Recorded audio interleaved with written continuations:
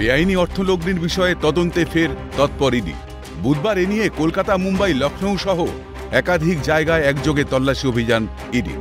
Sahara chit fund মামলার তদন্তে নতুন করে একাধিক তথ্য ইডি আধিকারিকদের হাতে এসেছে বলে সূত্রের খবর। জানা যায় 2015 সালে একাধিক জায়গায় তল্লাশি অভিযান চালিয়ে বেশ কিছু তথ্য পেয়েছিল ইডি। সেই অভিযানে পাওয়া একাধিক তথ্যের ভিত্তিতে বুধবার উত্তর 24 পরগনার নিউ ব্যারাকপুরের একটি অ্যাপার্টমেন্টে হানা দেন ইডি আধিকারিকরা। সেখানে রঞ্জিত ঘোষ নামে সাহারা গোষ্ঠীর এক প্রাক্তন কর্মীর বাড়িতে তল্লাশি অভিযান চালানো হয়। প্রসঙ্গত, Sahara India real estate corporation limited এবং Sahara housing investment corporation limited নামে এই দুটি সংস্থায় তল্লাশি চালিয়ে একাধিক তথ্য পেয়েছেন ইডি আধিকারিকরা। সেই তথ্যকে সামনে রেখে বুধবার একাধিক জায়গায় অভিযান চালানো হচ্ছে বলে ইডি সূত্রে খবর। দীর্ঘক্ষণ ধরে এই মুহূর্তে তল্লাশি অভিযান চলছে এই নিউ ব্যারাকপুরের সারদা অ্যাপার্টমেন্টে।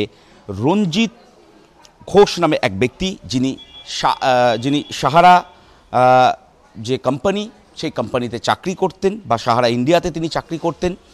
তিনি কোন পজিশন বা কোন পোস্টে তিনি চাকরি করতেন, এই কোম্পানির সঙ্গে তার কী কী রিলেশন ছিল, সেই সমস্ত বিষয়ে এই মুহূর্তে জানতে চাইছেন এনফোর্সমেন্ট ডিরেক্টরেটের আধিকারিকরা। বুধবার তল্লাশি চলাকালীন সেখানে আসেন নিউ ব্যারাকপুর থানার আধিকারিকরা।